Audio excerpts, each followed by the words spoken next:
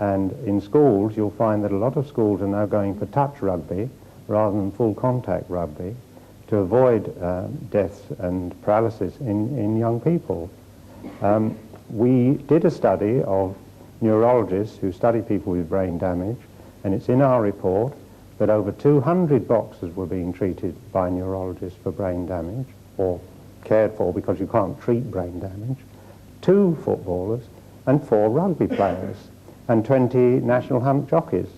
So for a very small number of people who are boxing, you have a tragically high level of brain damage. Mr. Duff. Did they examine the same amount of footballers as boxers? These were people who were under the care of neurologists. No, hang on a moment. If you wanted to have a true test, you would have to take at random 50 boxers, 50 footballers, 50 rugby players, 50 speedway riders, 50 motor car racing drivers, and examine them all to get a fair picture. You can't get a fair picture when somebody who wants to knock a sport out, and I never ever attempt to defend boxing. But tell me, you can't get a fair picture. Mr. Duff, though, what do you think about Barry McGuigan, who now says, I mean, we all have seen him box, and he now says he has no intention of letting his son box? I had no intention of letting my son box. But I couldn't stop him if he wanted to. My father was a rabbi and had no intention of letting me box. But I had 69 professional fights before I was 20 years of age. And if I'm punch drunk, I'm not aware of it. You're making a lot of money out of it, surely. Who wouldn't like their son to box? He's making a lot of money out of it. I've worked with the kids when they've done the amateur boxing. I've seen the look in their faces when they lose, and they're just the evil that you're breeding into them at that age. And then they're going on to box because they're being brought in by their fathers. And you're making the money out of it. So yes, we live in an imperfect world, but you're helping on it. I don't have to defend what I make money out of, and I don't attempt to defend it. I've already said I did everything possible to stop my son boxing because I didn't want to box. I don't condone boxing. I say that in a perfect world, boxing doesn't belong. But the gentleman makes the point that you make a profit out of it. Pardon? The gentleman makes the point that you make a profit out of it. But it's not illegal. If I wasn't making a profit out of it, somebody else would be. I love boxing. I had 69 professional fights without making a profit. I was penniless when I quit boxing. But I enjoyed it, and I would probably do it all over again.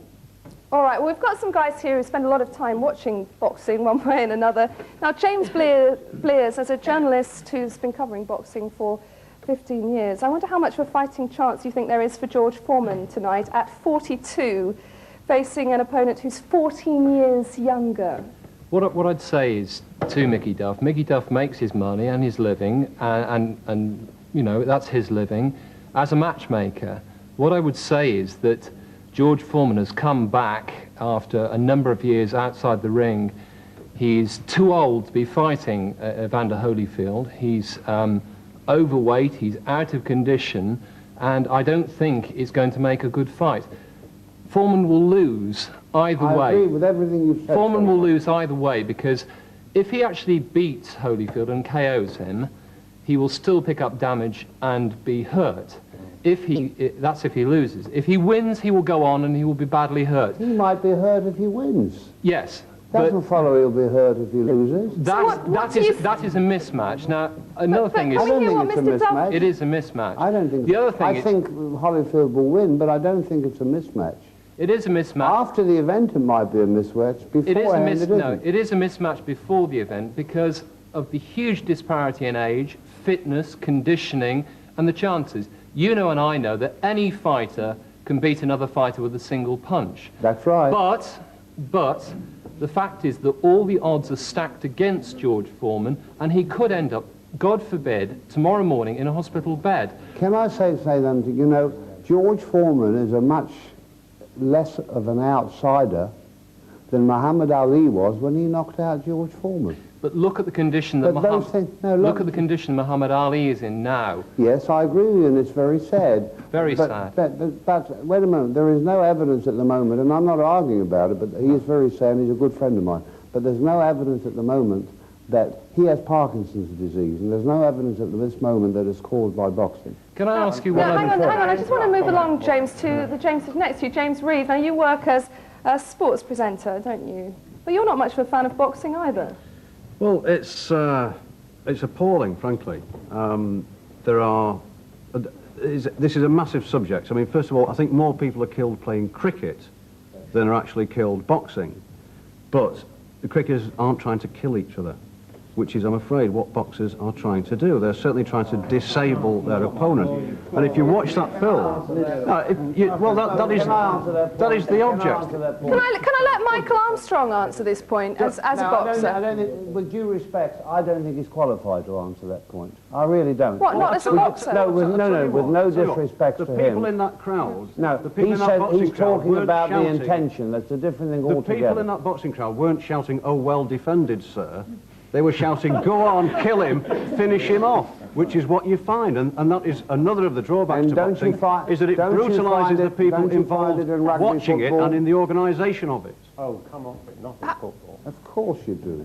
Of course Not you kill do. your opponent, No, no. come off it, not knock him out. They take people out of a game, you know it. A It's rugby not player's written been prosecuted Do they want for to punching kill- not another written one. into the rules, but it happens. Do they want to I'll tell you kill what is each other? written into This the is what we're rules. trying to get to. And you say you're better qualified to answer whether or not they're out there to kill each other than they are. No. You know, the word killing each other, I mean, there's a gentleman there that came up with a statistic of 7 boxers being killed every year. That's a damn lie. There is no such truth in it. It's totally wrong. And my father always used to say that the figure 7 always represents a lie, and he's proved it once again. It's totally untrue. There is no such evidence. Yes. 340 since 1945 have been killed in professional and amateur boxing. Sorry, no. All right, I just want to bring in our ITV commentary man on boxing, because you've been sitting there patiently listening to this, Reg Guttridge, haven't you? Now, you watch this very carefully I all the didn't last time. night, I was only doing the commentary. Well, I hope you were watching it carefully. It I sounded thought as the if you show were. needed lightening up after people killing each other. These boxers behind me were quite horrified when they heard that word, and I am too. Carry on, what was your question? I was just going to ask, as someone who observes the sport on a Yes. regular basis, Yes. what do you think about what Mr. Duff has said? I saw his 69 fights, so I can speak. He isn't punch drunk, I promise you that. No, I think he's made some very salient points, and the BMA and the statistics, they're always throwing those at you. Are you not We worried have- about those injuries, though? Of course I'm worried about them, but I would be just as worried. Well, I was worried when Maggie Thatcher had a detached retina. She didn't lose too many fights, but she had a detached retina. It's not relevant, but about dear oh dear, she had it. It's you try and tell her brain that what happened. No, I didn't fight, but I got a retina problem. That's But what I'm trying to say. Don't you think that you've seen some unfair matches?